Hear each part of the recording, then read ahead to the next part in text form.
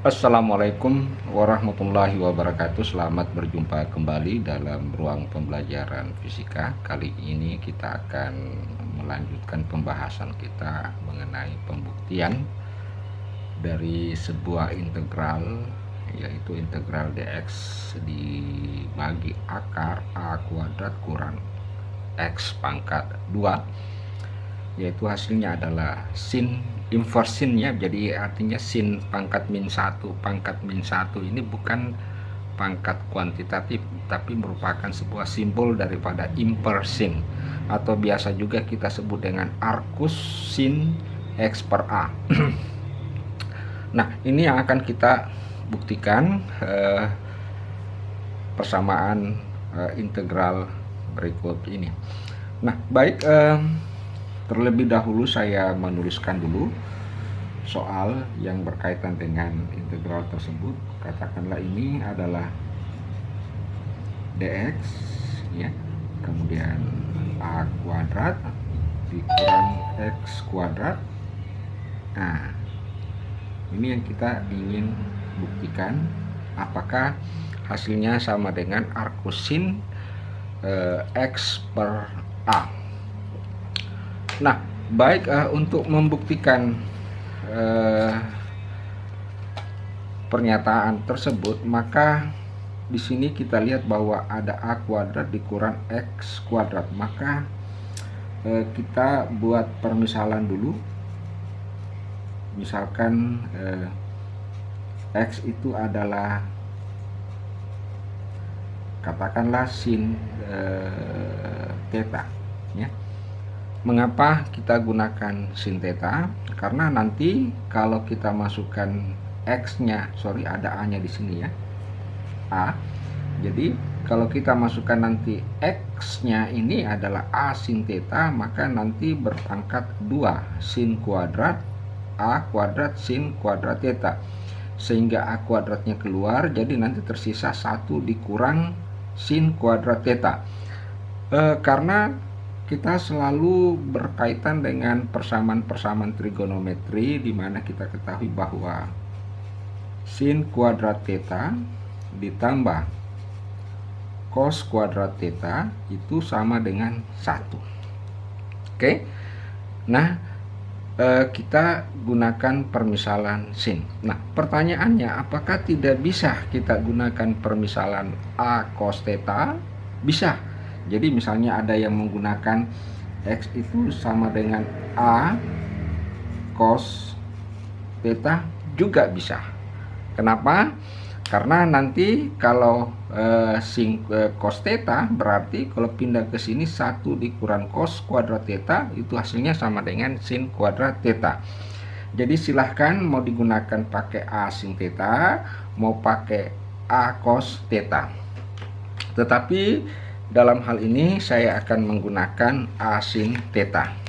Nah, apa yang kita lakukan terhadap permisalan ini? Maka pertama kita turunkan ini, ya, ke fungsi theta dx, berarti sama dengan a cos theta d theta, ya. Setelah itu kita substitusi hasil ini, kita substitusi ke persamaan integral, sehingga kita dapatkan integral dx nya langsung diganti a cos theta d theta bagi, kemudian kita akarkan a kuadrat dikurang x nya itu kita ganti dengan a kuadrat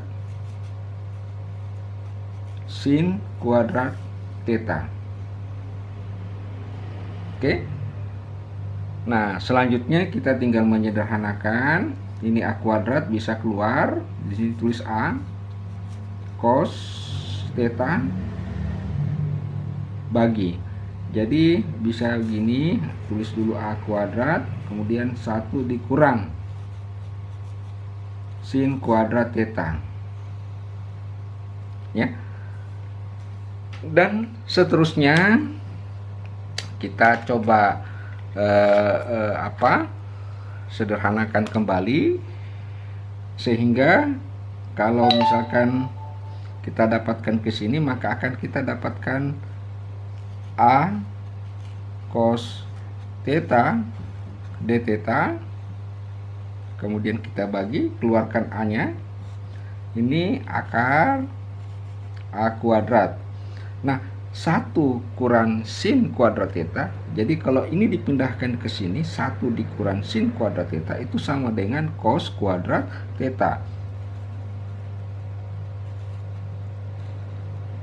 Nah, sehingga kita dapatkan hasilnya integral A cos theta d theta bagi A cos theta, sehingga yang kita dapatkan adalah tinggal d theta.